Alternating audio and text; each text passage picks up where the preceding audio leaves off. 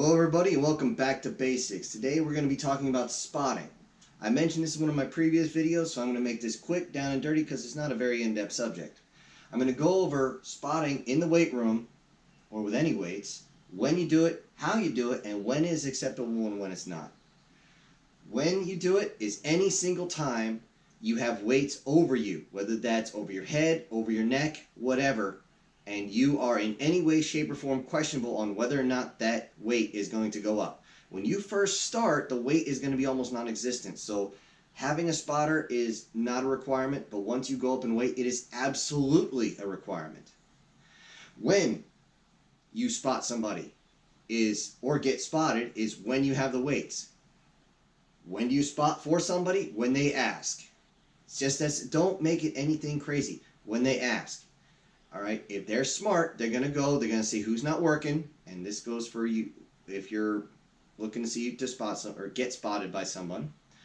You are going to go up, find somebody who's not working out. Excuse me, can you spot me?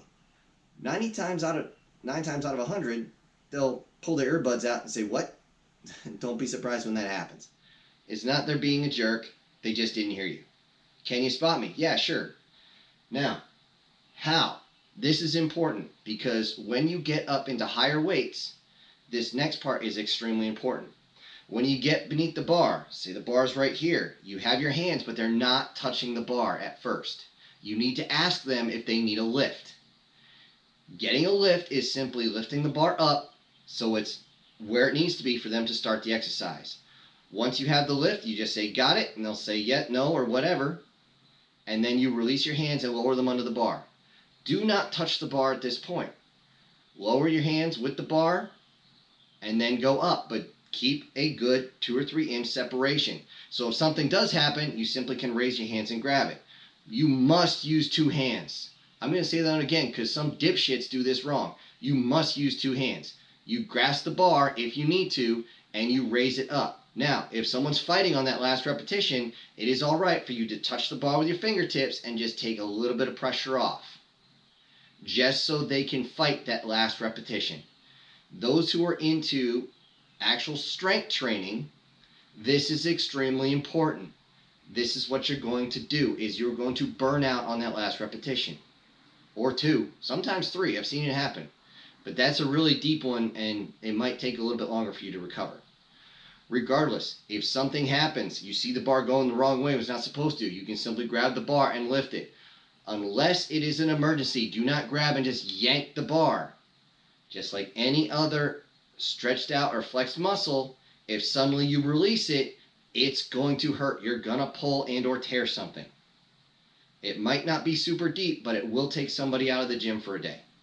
The reason you don't want to use one hand is because it must remain balanced. All right.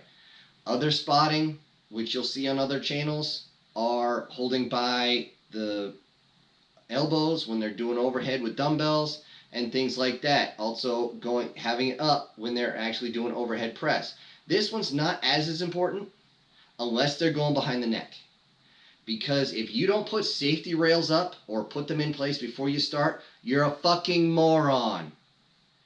And by the way, if you don't have a spotter around, you will use safety rails. If you don't know how to use them, get a trainer. Duh, I mentioned it in a previous video. Now, that's how to spot. Never just grab with one hand and yank because all the weight will shift to one side.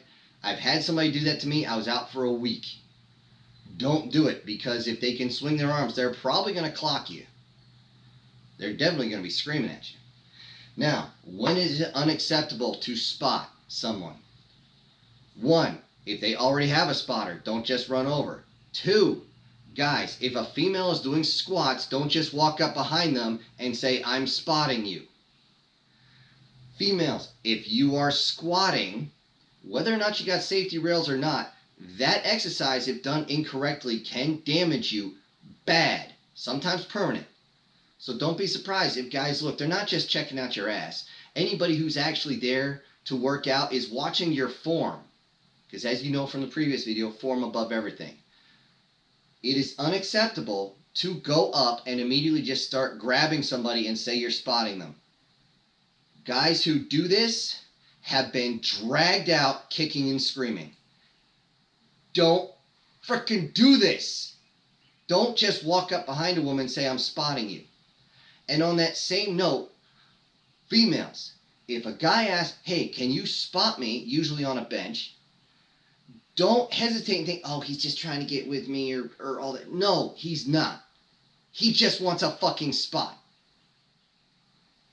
Because you're going to look like a total bitch if he asks you for a spot, you say no, he goes over to a guy and says, hey, can you spot me? And then gets over and does his exercise. You look like a total bitch.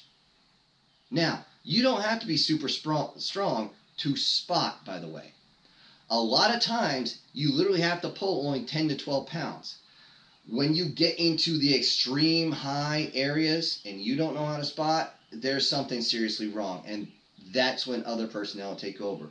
We're talking about the basics here.